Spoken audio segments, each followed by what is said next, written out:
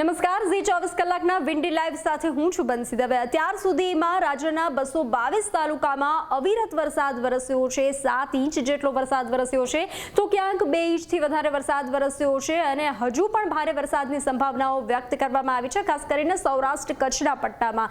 તો જોઈશું આપણે 8 તારીખ અને આ બપોરે 2 વાગ્યાનો સમય છે। વિન્ડીના માધ્યમથી જોઈશું કે શું સ્થિતિ જોવા મળી રહી છે વરસાદને લઈને। આપ જુઓ, મેઘરાજા કચ્છને, ગાંધીધામને ગમરોડવાના છે।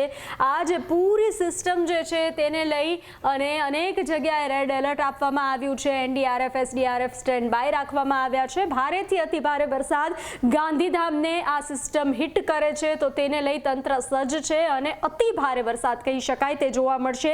તેને લઈ જામનગરમાં પણ અતિ ભારે વરસાદ જોવા મળશે। આપ નલિયાની સ્થિતિ જોઈ રહ્યા છો, થાનની સ્થિતિ જોઈ રહ્યા છો, ખાવડાની સ્થિતિ જોઈ રહ્યા છો, સાથે સાથે આ તરફ મહેસાણા, અમદાવાદમાં પણ આની અસર જોવા મળશે।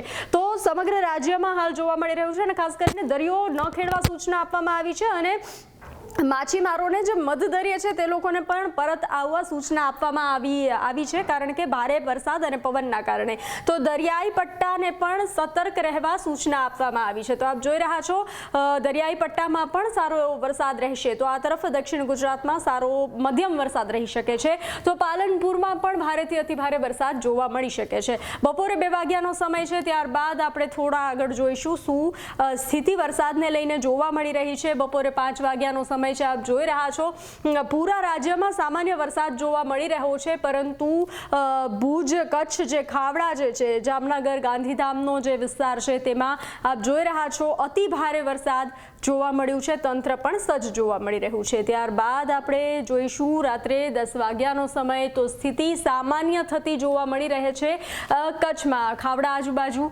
આપ જોઈ રહ્યા છો। આજે છે ખાવડા આજુબાજુ, ગાંધીધામ, જામનગર, આ પૂરા પટ્ટામાં સારો એવો વરસાદ હશે, તો થોડી શાંતિ જોવા મળી રહી છે રાત્રે 10 વાગ્યાના સમયમાં। ત્યારબાદ જોઈ લઈએ, આ રાત્રે 12 થી 1નો સમય છે, ત્યારે પણ ભુજમાં પણ જે ભારેથી અતિ ભારે વરસાદ, જે સિસ્ટમ સક્રિય થઈ હતી તે થોડી વિખેરાયેલી જોવા મળે છે અને વરસાદ હશે, પરંતુ અતિ ભારે વરસાદ રાતના સમયે નહીં હોય। જે રીતે સમય પસાર થતો રહે છે તે રીતે સિસ્ટમ વિખરાય છે અને ત્યારબાદ શાંતિ જોવા મળી રહી છે અને રાજ્યમાં શાંતિ જોવા મળી રહી છે વરસાદને લઈને રાતના સમયે આજે। પરંતુ મહેસાણામાં સારો એવો વરસાદ હશે, પાલનપુરમાં હશે અને આ તરફ કચ્છ, ભુજ, ગાંધીધામ અને દ્વારકા, જે જામનગરનો જે દરિયાઈ પટ્ટો છે ત્યાં સારો એવો વરસાદ જોવા મળી શકે છે। તો આજે જે કચ્છ, ભુજ, સૌરાષ્ટ્રનો જે પટ્ટો છે તેને સતર્ક રહેવા સૂચના આપવામાં આવી છે।